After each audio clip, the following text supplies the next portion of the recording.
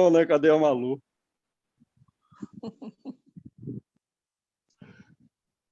Bom, gente, então vamos lá. Estamos todos aí, né? Então, vamos lá. A gente tem que fazer o resumo do capítulo 3, né? Da segunda parte, Plano das Sombras. Muito raras, raríssimas, são as uniões das almas gêmeas nas reencarnações. Raras já são as uniões de almas fraternais, de almas afins. Comumente, na Terra, em função dos equívocos que praticamos, as uniões são de resgate. E reencarnados, mesmo as almas gêmeas ou as almas fraternas afins e as de resgate, principalmente, têm uma significativa dificuldade de observar, quando jovens e após reencarnados, a responsabilidade que nos cabe no casamento. Em regra, esperamos, sem amadurecimento adequado, do casamento uma fantasia, uma vida de um conto de fadas. Porém, logo depois das primeiras dificuldades, dos primeiros tormentos, das primeiras aflições que surgem, até mesmo nos momentos iniciais do casamento, se nós, sem o preparo adequado, deixamos passar despercebidos, isso no futuro é a construção do ódio e do ciúme que há de contribuir para a grande dificuldade e até o fim do relacionamento. E esse é o caso desse capítulo, que no ano de 47, Plínio está casado, Plínio, com Flávia Lentulus. E, após a morte de Flamínio Severo, o pai de Plínio, com a partida do irmão pelo conselho da mãe, porque também amava a Flávia, então vejam o contributo materno para evitar os problemas familiares, muitas vezes de natureza grave. Mas esse casal vai receber a presença de Saul de Gioras, que agora também era severo. Um escravo liberto que construiu grande fortuna. E ele está também, junto com Calpurnia e Plínio, na casa de Públio Lentulus. Algo mantém Saul ali. Na casa, ele que tinha, na cidade de Marsella, grandes negócios capazes de lhe proporcionar grandes lucros, ele está em Roma, contrariando a expectativa de todos. E ele... Cortem quando tiver muito barulho, só botar vai cortar o cachorro, apertar no silencioso. Não tem problema, acontece. Então, ele está ali a dialogar com o senador a respeito de Flamínio Severus, o amigo de Públio Lentulus, o senador, do que ele fez, dos seus feitos. Está a dialogar sobre a Palestina e outras regiões importantes da época. E o senador, intrigado com o olhar daquele jovem, porque parecia algo estranho no olhar dele, como alguém que carregava, como um tigre uma intenção oculta de atacar, uma intenção oculta de ferir.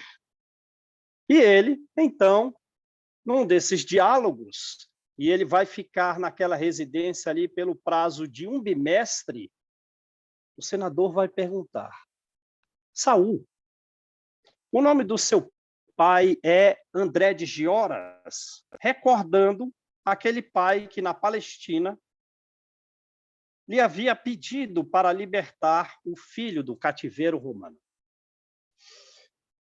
E aquela pergunta tão direta, o feriu que ele mordeu os lábios? Não. Mas não responde dizendo o nome do pai, como seria algo natural e até espontâneo na resposta ter dito o nome do pai. Não, o nome do pai é. Ele não faz isso. Marcado pelo nervosismo daquela inquirição. Ele vai dizer: não, meu pai não tem esse nome. E busca a justificativa até para não nomear, e ele não diz o nome do pai, da pobreza em que eles viviam. Ele diz: eu era uma criança levada e eu fui feita escravo. Mas o meu pai, ele não tinha importância como nome de alguém. Ele era um homem muito pobre, cujos únicos benefícios que haviam recebido de Deus eram os braços para trabalhar na lavoura. E eu, feito escravo, no entanto, conhecia a família Severos e pude, então, me libertar e construir uma grande fortuna. E hoje, até mesmo meu pai está muito melhor na Palestina, porque ele hoje trabalha no templo numa atividade um tanto mais nobre. Porém, havia um outro motivo pelo qual, além desse desejo de vingança em Saul, pois ele foi feito escravo por Públio Lentulus, que desejou libertá-lo, porém, o mundo romano, junto às prisões, trabalhava por formar escravos. Os mercadores compravam das prisões dos militares romanos, às ocultas, as personalidades para serem feitas escravas em Roma. Mas havia um outro motivo, além desse desejo de vingança de Saul, que era o interesse de um amor incontrolável, um amor que ele possuía, crendo ser esse amor nobre, mas que no fundo não era, por Flávia, a recente esposa de um dos seus maiores benfeitores em vida, que era Plínio Severo. E esse amor era superior ao respeito que ele possuía por Plínio. E por esse desejo ardente, ele seria capaz de matar, ou ele seria capaz de morrer, apagando de si, com relação a esse assunto, toda espécie de sentimento de nobreza que pudesse se opor a esse sentimento. E ele, naquelas divagações enlouquecidas, ele dizia a si mesmo, num completo desvario, que se Flávia o correspondesse, como ainda numa espécie de esperança de amor que ela pudesse sentir por ele, ele traria de volta o seu irmão, que também foi feito escravo pelo seu pai, o André de Gioras, em revide a escravização do seu filho Saul.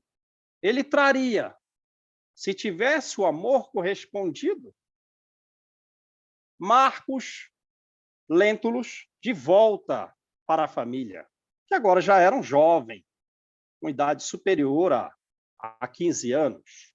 Mas, se o amor dele não fosse correspondido, ele seria capaz de se vingar, matando diversas pessoas da família Lentulus e talvez até da família Severo, a família que foi a sua benfeitora.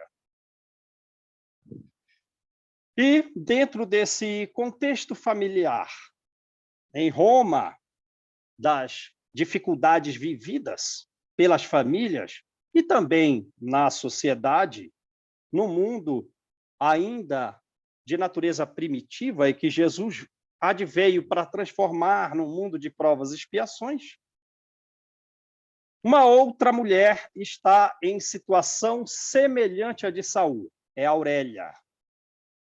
Aurélia, casada por interesse financeiro, como diz o Evangelho, é um casamento que vai ter problema, porque o coração dele não participou. E ela, casada por interesse, começa os primeiros embates dentro do lar, vai manter ainda o desejo por Plínio, que era casado com Flávia.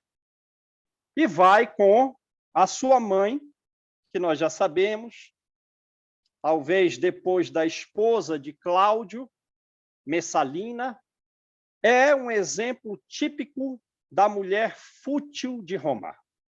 É um exemplo típico da mulher vinculada à devassidão. E elas vão, mãe e filha, num bairro carente de Roma, atrás de um feiticeiro, atrás de um mago. Num bairro muito pobre de Roma, e que representava um significativo percentual da Roma de baixo nível. Pessoas humilhadas, muitos órfãos pelas ruas, em que a violência, a sujeira, a falta de higiene tomava conta da região. É como diz o escritor e filósofo Horácio, em muitos lugares, Roma só possuía bares e prostíbulos, ou outras instituições não tão elevadas. E elas vão atrás de um feiticeiro de origem egípcia, que, vinculado aos recursos financeiros, ao apego ao dinheiro, se desvirtua de uma boa prática da sua mediunidade. E elas entram neste local, e lá está alguém não vinculado ao espiritismo. Não é espírita. É uma prática mediúnica dirigida por pessoa ociosa. E a mediunidade, como nós sabemos, são de todos os santuários. A mediunidade, ela é de todos os tempos, ela é de todas as pessoas. E essas práticas indevidas que Moisés condenava, nós vemos no livro Céu e Inferno, que o Espiritismo também condena, pelas finalidades pelas quais elas se dirigem. Então, em muitos momentos, sendo um médium falso, sendo um falso médium, porque, como diz Kardec no livro dos médiuns, como se pode pensar da possibilidade de alguém possuir espíritos, por menos evoluídos que eles sejam, subservientes e serviçais a se ter a seu comando por 24 horas do dia, todos os dias. Então, em muitos momentos, ele que trabalhava com as dificuldades humanas é um falso médium. Em muitos momentos, falava das histórias que naturalmente eram idênticas de todos aqueles que buscavam. Que o buscavam ou era questão de amor, ou era questão de recurso, descoberta de tesouros e os outros problemas comuns da vida, que ele naturalmente, se tornando também uma espécie de psicólogo, dava por si próprio os seus depoimentos. Porém, também no livro Nos Domínios da Mediunidade, e também pelos livros dos médiuns, em muitos momentos há esses médiuns, há esses espíritos subservientes que se tornam criados desses médiuns para receber qualquer espécie de salário. Muito vinculados ainda ao sensualismo, ao materialismo, enfim, a uma constituição perispiritual assemelhada do corpo físico, estão ali, a trabalhar de forma indevida em função do que deseja o médium, que busca recursos financeiros, recebendo em troca uma espécie de salário. Como tem o perispírito ainda tão denso quanto o corpo físico, desejam receber moradia, desejam receber fluidos alimentícios das libações feitas, e aquele ambiente era assim, cheio de ervas, com vasos, plantas, algumas espécies de veneno e todas aquelas substâncias da magia, naturalmente com uma maior finalidade de impressionar aqueles que o buscavam. E ele tinha uma clientela muito significativa em Roma. Porém, também, nós sabemos, como está no Livro dos Médiuns, que os espíritos superiores, eles podem se manifestar através dos piores médiuns, trazendo informações verdadeiras. Diz o livro dos médiuns que, para qualquer manifestação espiritual, de evoluído ou de não evoluído, de espírito que deseja atrapalhar, que deseja nos ferir, sempre há necessidade de uma permissão de Deus. Então, e muitas vezes os espíritos inferiores que se manifestam tendo permissão divina, eles estão a serviço dos superiores. E assim, provavelmente foi de fato revelada uma vida anterior de Aurélia. Porque o médium vai dizer, e ela se impressionou pela falta de cultura, pela falta do conhecimento que nos traz hoje o Espiritismo, ela se impressionou porque o médium vai dizer, naturalmente recebendo também as informações dos espíritos subalternos que ali estavam a respeito da vida de Aurélia, como também dos seus obsessores. Ele vai dizer, tu, em vida anterior, na cidade de Delfos, e também em vida anterior na cidade de Atenas,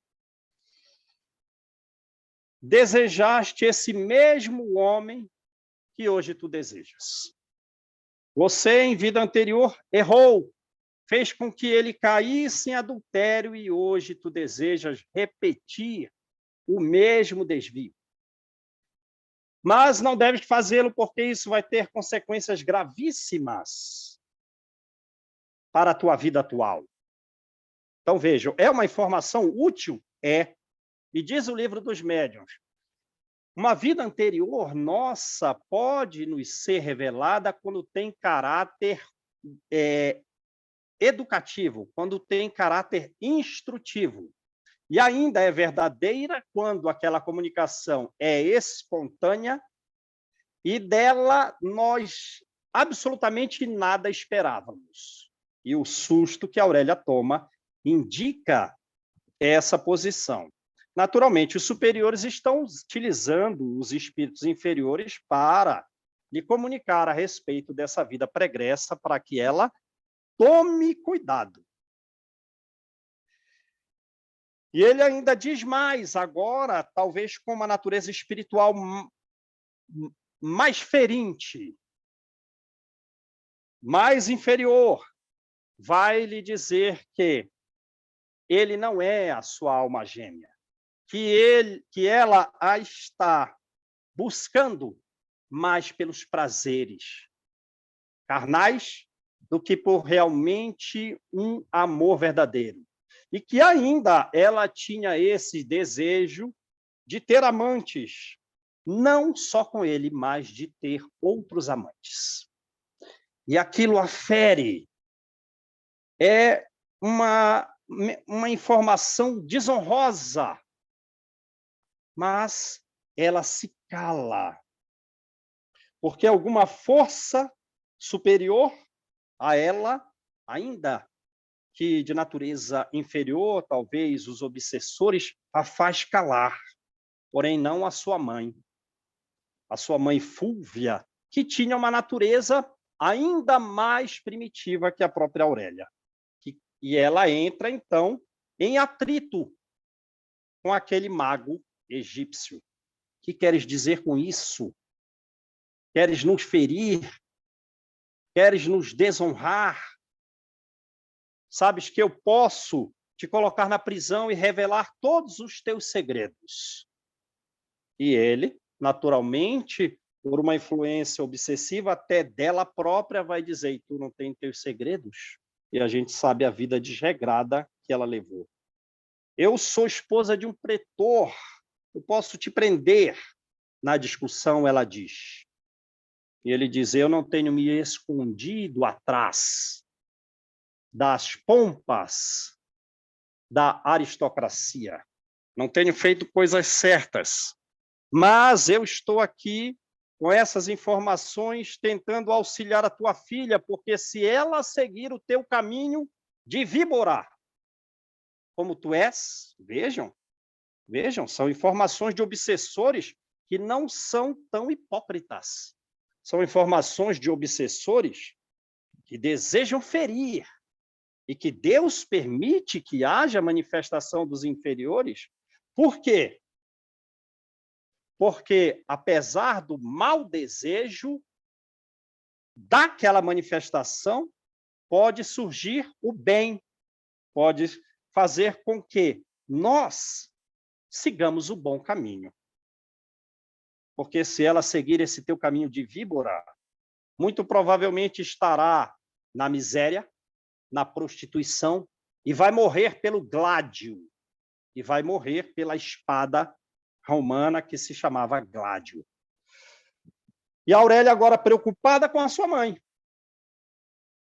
porque talvez esse seja o seu futuro, e os obsessores dela, através agora desse médium, lhe revelam face a face quais são as suas intenções para o futuro dela, e ela tem seguido nessa direção. Não sabe onde vai parar, mas pela busca da vida leviana, sem saber, segue nessa direção. E é o que desejam seus obsessores. E elas então saem, sem fazer o pedido. Então, de alguma forma, para elas, pelo menos naquele momento, essa revelação de vida anterior teve um bom resultado, teve um bom efeito. No entanto, depois de 2 horas, quem aparece lá com o mesmo objetivo é Saul de Gioras. Saul, de nome Severo, pela honorabilidade que desejava a família Severo de espalhar o seu nome pelo mundo. E, ao contrário delas, ele já chega com uma bolsa recheada de dinheiro, se tornou um homem rico. Porém, as revelações iniciais são de utilidade. As revelações iniciais são de advertência. Judeu, ama o teu Deus e retira da tua mente esse plano de ferir pelo adultério aquele que te ergueu no mundo. Naturalmente, está recebendo informações dos espíritos não elevados, mas que os superiores utilizam para que a mensagem seja de alerta.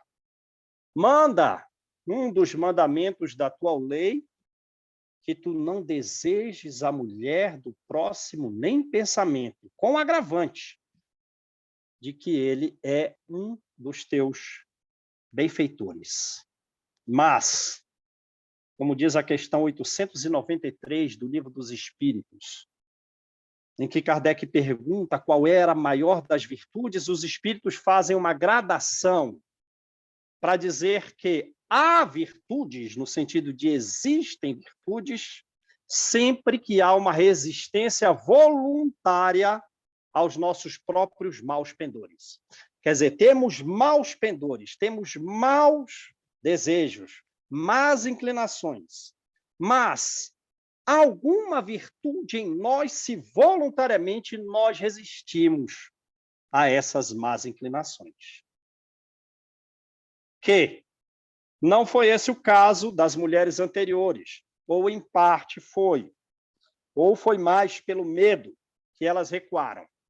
Porém, Saul, longe de se preocupar, longe de se manifestar alguma virtude face ao desejo insano, face ao desejo enlouquecido de querer possuir aquela mulher cujos dotes físicos e intelectuais muito impressionavam. Ele vai dizer: faça tudo, e eu vou te fazer um homem rico, acariciando a bolsa de dinheiro. Vejam que nível evolutivo é esse, seduzindo o outro através das carícias em moedas. Eu desejo tudo da tua arte para que eu tenha satisfeito o meu desejo de possuir essa mulher. E então, seduzido pelo recurso, aquele médium vai buscar força mais trevosa ainda. Vai evocar espíritos maléficos que vão lhe dizer o que nós todos já sabemos porque estudamos a doutrina espírita, mas que seria muito útil se soubéssemos. Né? Seria muito útil se soubéssemos antes do casamento, que tivéssemos aqueles conceitos das obras de Joana de Ângeles relativa à família, daquele livro SOS Família, em que uma alma benéfica compila aquelas lições de Joana para a família. Nós sabemos, mas não sabíamos, que um casal, mesmo as almas gêmeas, vivem provas, vivem em seus corações desejos indevidos, mas que têm o dever de manter a responsabilidade. Que têm o dever de, um para com o outro, abrirem francamente os seus corações, para que sejam desanuviadas ideias inadequadas, sentimentos perversos que desejam crescer em nossos corações.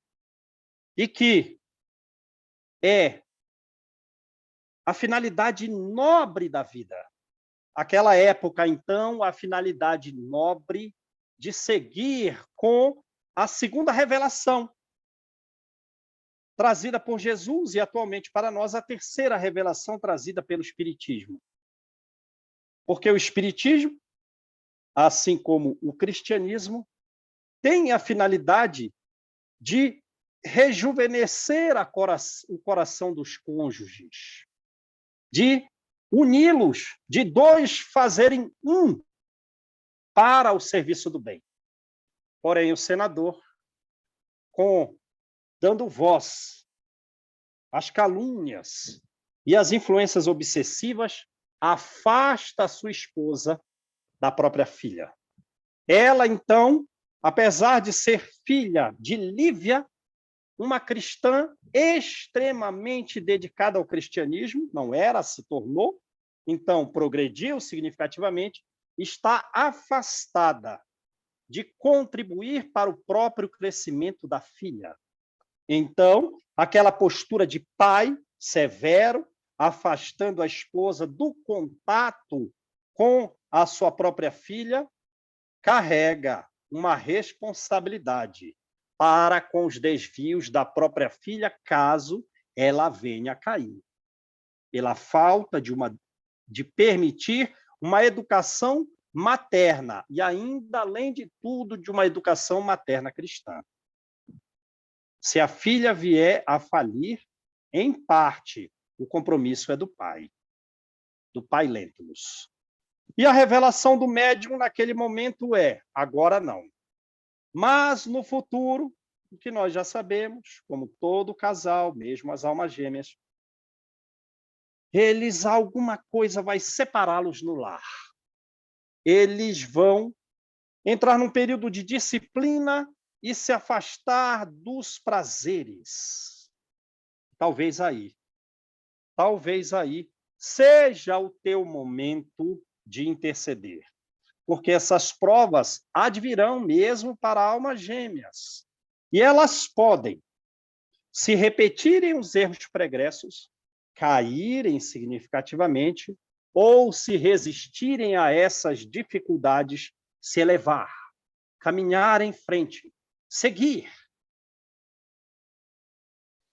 E ele, então, com aquela revelação, que não tem nada mais além do que nós já sabemos da vida comum de um casal, vai sair feliz, recebendo também a informação que ratifica aquela mediunidade de que o irmão dele, o irmão de Plínio, Agripa, também desejava a mesma mulher.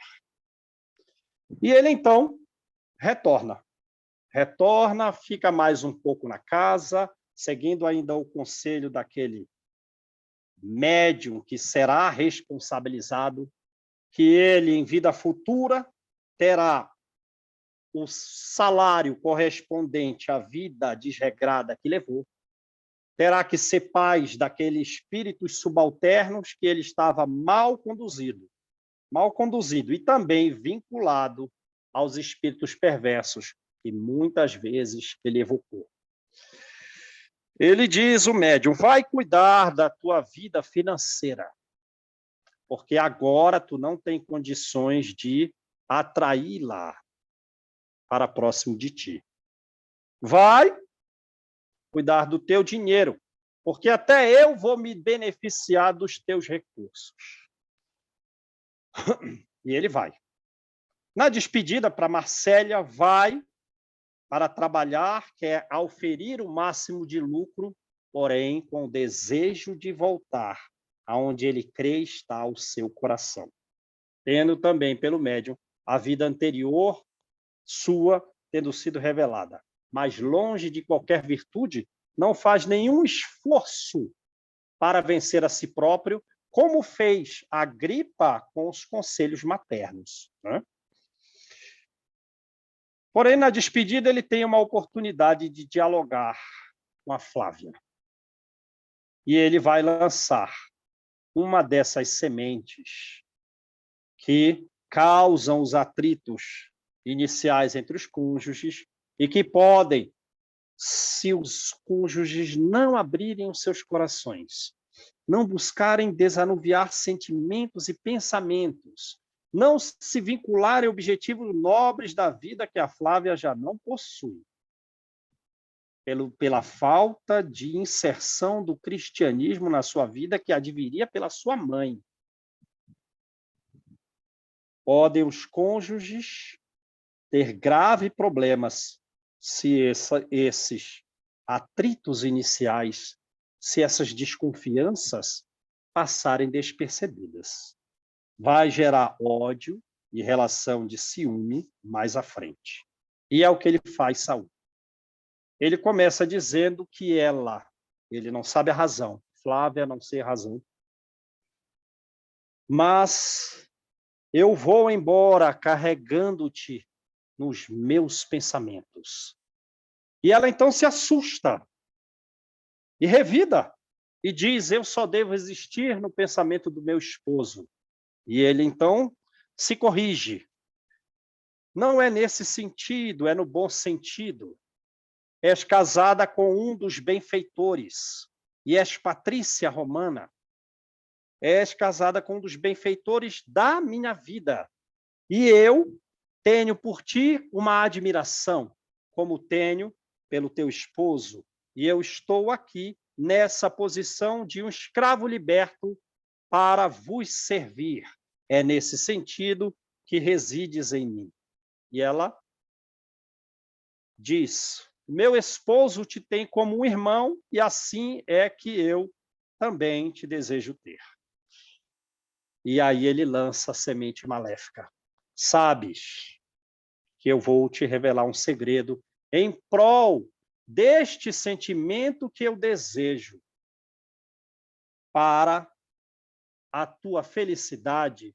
Eu tenho que te fazer uma revelação, mas que eu desejo que fique oculto entre nós, entre segredo.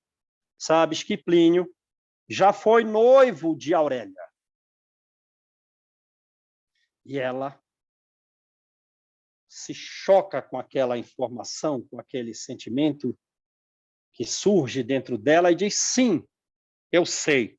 Pois bem, tome cuidado, porque eu fiquei sabendo que ela foi atrás de um mago para reavê-lo, pois, apesar de casada, ela ainda tem interesse por ele.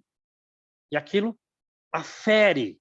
E como ela não tem os conselhos maternos para lhe remediar aqueles sentimentos, para lhe moderar, porque o pai vai lhe ensinar sobre a tradição romana, sobre o orgulho da família, sobre as questões de ciência e de filosofia da época.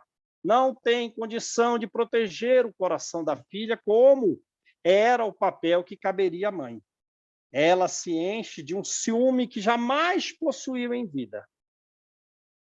E, apesar de ali, pelo dever, como fazia o próprio pai, numa situação caluniosa, de saber por dever assumir uma postura e dar uma resposta à altura, não, eu confio no meu esposo. Ele não me trairá. E ele diz: as mulheres se enganam. Só apenas tome cuidado, mas a semente do mal está lançada numa terra não educada pelas questões sentimentais, pela moderação de um coração feminino, pela sabedoria das renúncias das mulheres.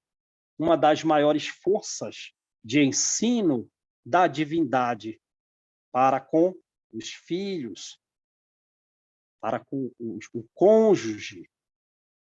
E naquela noite, então, é o primeiro momento em que ela, sem saber se defender, sem saber o perigo que estava correndo, o seu futuro, o seu casamento, vai tratar de forma ríspida, vai tratar de forma em que o ciúme lhe altera até o tom de voz, lhe altera os gestos, lhe altera o semblante, vai tratar de forma diferente o seu esposo. Esse é o plano das sombras, o título desse capítulo. E o tempo passa. Ali o senador, além de trabalhar, visita a filha na casa de Calpurnia para auxiliá-la. Conversa e dialoga com Calpurnia sobre o seu passado vinculado à sua esposa. Hoje em dia, há mais de 15 anos, eles estão separados. E conversa também a respeito das necessidades presentes. Mas Lívia está lá. Lívia, aquela cristã rejeitada pelo mundo, em que o esposo se afastou, em que a melhor amiga não só se afastou, como também, junto com o seu filho, Plínio, afastam dela a própria filha, porque parecia que aquela nova religião que adivinha contra as tradições romanas carregava também umas ideias em que a própria pessoa humilhava a si mesma. Essa era a visão. Então, Lívia, considerada no patriciado romano como uma demente, afastada dos seus, vai se vincular ao cristianismo, vai se vincular à sua companheira, que carregou uma significativa responsabilidade da sua ascensão espiritual, a escrava Ana. Elas, conversando sobre o cristianismo, sofrendo as provas mais ríspidas, e Ana abandonou até mesmo a possibilidade de casamento, seguem juntas, realizando orações fervorosas, realizando orações junto com aquele que foi um dos mártires do cristianismo, mesmo antes de Estevão, que é Simeão. Vai morrer por provas da vida, mas vai morrer defendendo o cristianismo. Além de ser chicoteado numa cruz, tem uma espada, um gládio transpassado no coração, mas não se separa de forma nenhuma da crença firme da fé que possui no cristianismo. E tendo ele dado de presentes para ela uma cruz pequena, elas ali começam a desenvolver a boa mediunidade. E percebem por psicometria que diversas vezes aquela cruz pequena de madeira estava com uma luz tênue, estava com uma luz algo brilhante, em regra, refletindo o próprio pensamento delas, que elevavam o pensamento para orar diante daquele objeto, como nós sabemos do livro, nos domínios da mediunidade. Porém, também, começavam a se forrar de paz, porque se o mundo nos rejeita, se o mundo nos considera fanáticos, se o mundo nos considera dementes, como era o caso dela, Jesus, pelo outro lado, forra de paz e de serenidade as provas mais sofridas dos homens e das mulheres que se vinculam a ele. E assim elas, após as orações, em um estado meditativo, com o espírito mais separado do corpo, vão ouvir as vozes de espíritos superiores, vão ouvir e receber o consolo, muitas vezes de Simeão, aquele que doou a sua vida para que o cristianismo florescesse no mundo e foi recebido por Jesus no plano espiritual, é alguém que, por essa postura de extrema fé, fecundou principalmente o coração dessas duas mulheres, além dos outros ali presentes ao episódio da sua morte na Samaria. Mas elas foram muito fecundadas por aquele exemplo. E, com a autorização do marido, Lívia começa, porém agora trajada, de forma distinta do que ela fazia anteriormente para seguir o cristianismo, vestindo uma roupa judia, sempre com boa intenção, porque não queria prejudicar o esposo. Mas agora, em Roma, ela vai, autorizada pelo esposo. Aquelas reuniões da catacumbas romanas, né? Onde se pregava o cristianismo. Era o ano de 47. Os cristãos vão começar a morrer às centenas no circo romano no ano de 58. Porém, as perseguições começavam. O início do cristianismo, as pregações iniciais eram livres. Mas, quando o patriciado percebeu que a grandeza, a esperança que os miseráveis, que a plebe possuía naquela doutrina, aquela grandeza, então começaram a ter os atritos. E as reuniões, então, passaram a ser dissolvidas, como eram dissolvidas as reuniões dos escravos. Os éditos de Cláudio serão severos, porém, ainda com a moderação que possuía Cláudio. Eram severos ainda com a moderação que possuía Cláudio, porque quando vier Nero, a coisa será muito grave. Então, com o passar do tempo, os cristãos começaram a sofrer cada vez e mais significativamente. Só existia, então, uma agremiação que podia reunir homens, que podia reunir escravos, que podia reunir os pobres. Eram as funerárias. Eram as funerárias em respeito do sentimento de dor que possuíam as pessoas, o patriciado, o Estado mais forte que já existiu na Terra, o Estado romano, permitia aquelas reuniões em função da dor. E assim o cristianismo vai crescer nas catacumbas, apoiada nessa permissão dada às funerárias. Os cristãos, eles não participavam daquela vida devassa. E o patriciado, muito distante de querer se distanciar dos prazeres para seguir alguma vida moral, não aceitavam as propostas cristãs. Não aceitavam de forma nenhuma aquela ideia de fraternidade. E como os cristãos não participavam da festa de prazeres, não faziam sacrifícios, não se rendiam aos milhares de deuses existentes em Roma, eles começaram a carregar significativa culpa de tudo o que ocorria, até mesmo dos fenômenos naturais. Se as tempestades eram mais fortes, a culpa é dos cristãos. Se o inverno é mais rigoroso, a culpa é dos cristãos. Começam a surgir lendas a respeito, lendas falsas, das imaginações férteis de um povo completamente vinculado ao materialismo, ao sensualismo e aos prazeres, com relação aos cristãos. E a culpa é dos cristãos. Então, o processo de cristianização do mundo se agrava. Aqueles homens nobres do patriciado que se convertiam ao cristianismo eram ironizados. Apesar de não serem perseguidos, como eram perseguidos pobres, eram ironizados.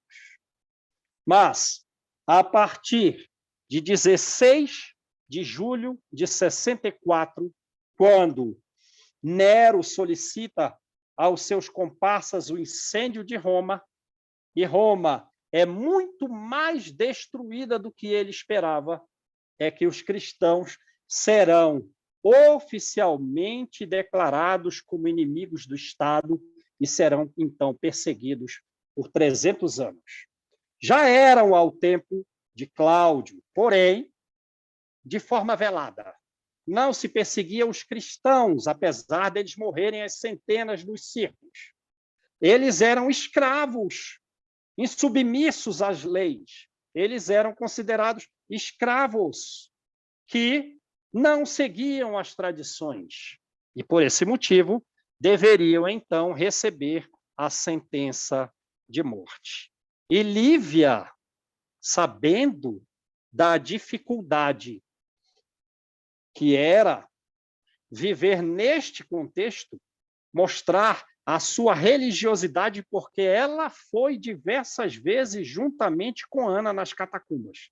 Sabia do perigo que corria, mas, apoiada no exemplo de fé de Simeão, ela vai defender a sua fé.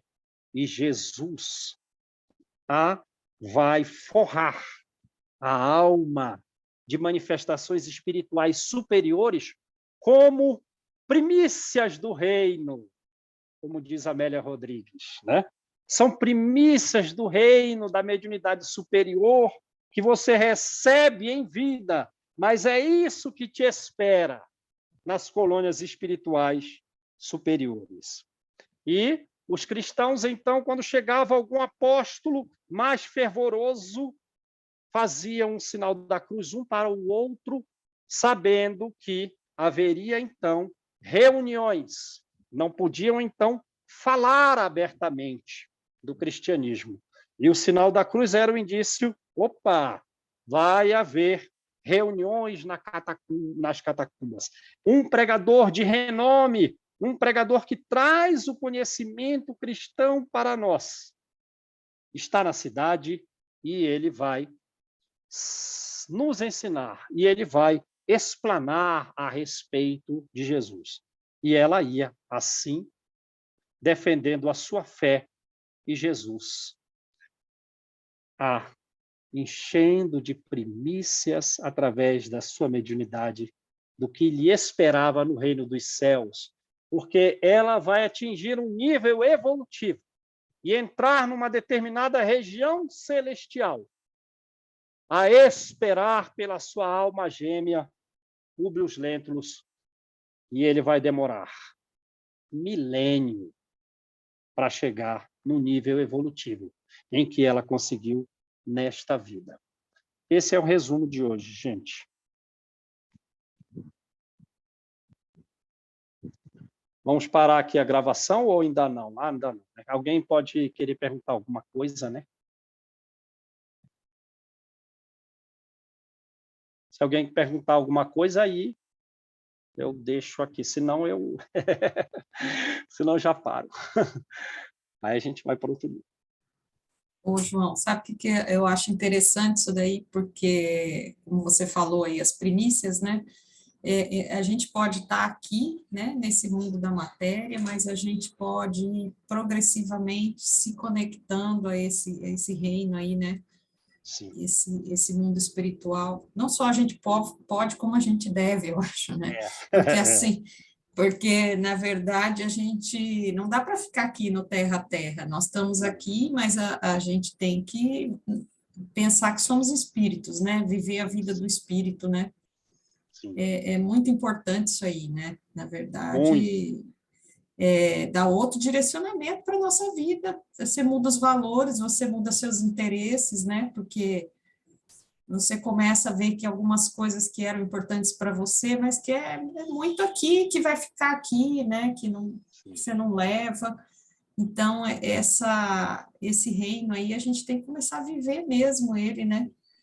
Sim. Tem que começar. Tem que nos voltar, né, para ele, deixar lá um compromisso, uma coisa que de repente não vai nos levar, né, e ter mais essa noção, né, nos voltar para isso aí. Com certeza.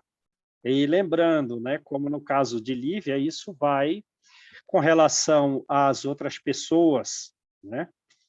Vamos lembrar dos ensinos de Jesus, né? Não vinculados tanto nem mesmo ao cristianismo e que estão na nossa família, vai ter um distanciamento.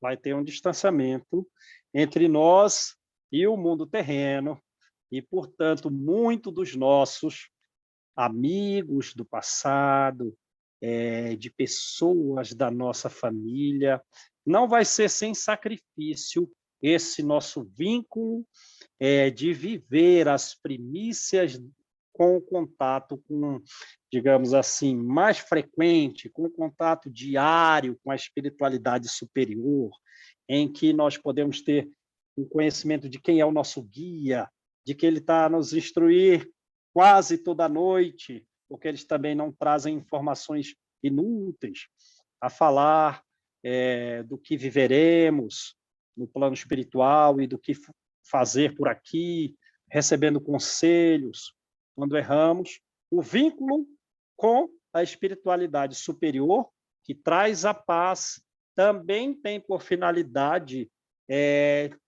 apaziguar a angústia que possa surgir do desvinculamento com as pessoas mais terra a terra, ainda que das nossas famílias. É isso aí. Tem um sacrifício vinculado. É o caso da Lívia. É o caso de todos. Sim, mas esse é o caminho. Porque é subindo que nós faremos com que subam também, né? No tempo mais curto possível. Mas é com cada um. Mas sim.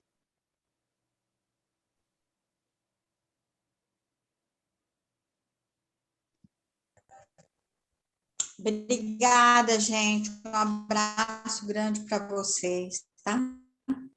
Tchau, tchau. Um abraço. Tchau. Não. Então, vamos parar aqui, né? Vou dar um Obrigada. tchau.